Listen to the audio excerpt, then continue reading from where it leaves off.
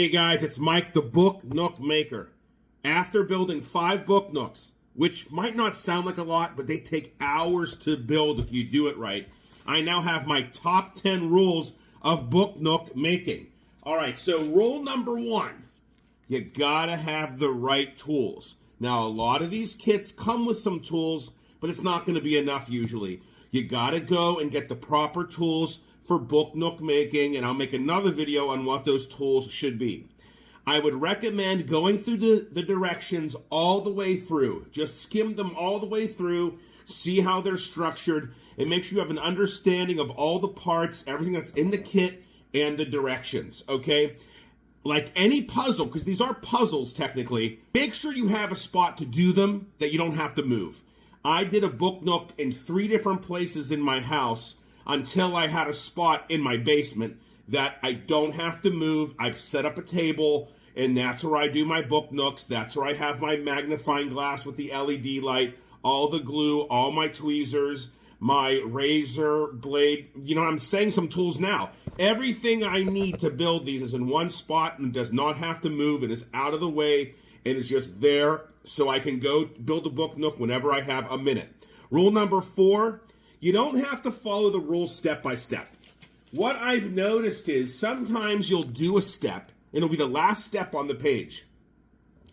And then you flip it, and you realize, I can't comfortably do this next step because I've already glued a wall on. Well, now I have to put something on that wall, and it'd be much easier to do it if the wall wasn't glued on yet. Okay? So make sure that you look ahead a little bit. And that's why I said in step 2, read the directions all the way through. You have an understanding of the progression the directions want you to go, but you don't always have to go step by step. Look ahead. I always glue everything to the wall that I need to before putting it onto the book nook, as long as it makes sense. All right. And that actually leads to number 5. Don't always glue stuff together right away. Make sure you have an understanding of how it's supposed to go together before you glue it, because once you glue it, you're kind of shit out of luck. You are stuck. Now, I did recently buy a super glue solvent, which is very powerful, and I would not recommend using it actually on the wood and on the book nook. I use it to clean my tweezers when they get too much glue built up on them from manipulating glued items, which happens. Also, kind of a sub A5, or I'm sorry, 5A. Don't use a lot of glue. Don't over glue things. Use as little as you can. If you have the right kind of super glue, you don't need a lot, okay? Every kit comes with a little emery board. A little bit of sandpaper, use it. Don't force pieces together.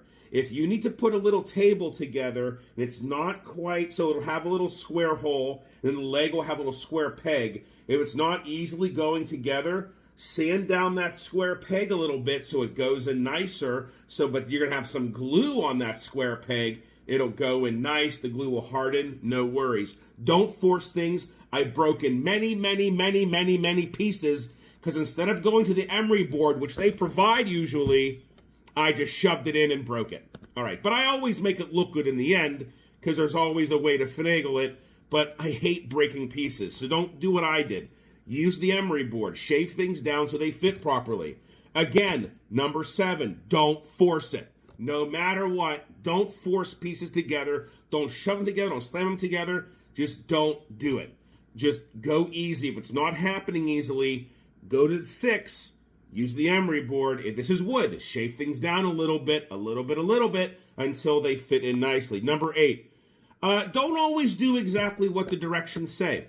I just built a book nook that is extremely crowded. And if I could go back, I actually would have omitted certain pieces and focused on the pieces that I liked to make it for me more aesthetically pleasing. Just because they have a piece facing this way doesn't mean you can't face it that way. Yes, there are directions. Yes, there's a way on the box that they want it to look. But that doesn't necessarily mean that's how you have to do it. Now, obviously, this stairway has to be here. But I mean all these kind of other pieces inside. How they have books here and books there, or a table there, or a lamp here. You can be creative. Again, this is a puzzle, but it's not a puzzle like a flat puzzle. This is a 3D puzzle. And if you don't like a lamp or a plant or a table, or if you want the table here or over there, or like this last one, it had a grand piano. They wanted it facing this way. I might have wanted it facing that way. You can be creative with these. You don't, there are a lot of times things aren't locked in using pegs. You're just gluing it straight onto a flat surface. Okay, so also make sure you know what comes with the kit. I have ordered kits that have had dust covers, and I didn't know it had a dust cover.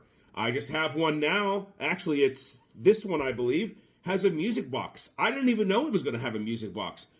If I could go back, I would read the description more carefully and make sure I knew what was coming, because also not knowing what was in the box did not prepare me with what I needed to order extra, like extra glue, extra tweezers, a razor blade for helping to get pieces out from the wood frame, all kind of different things, clamps to help hold things together.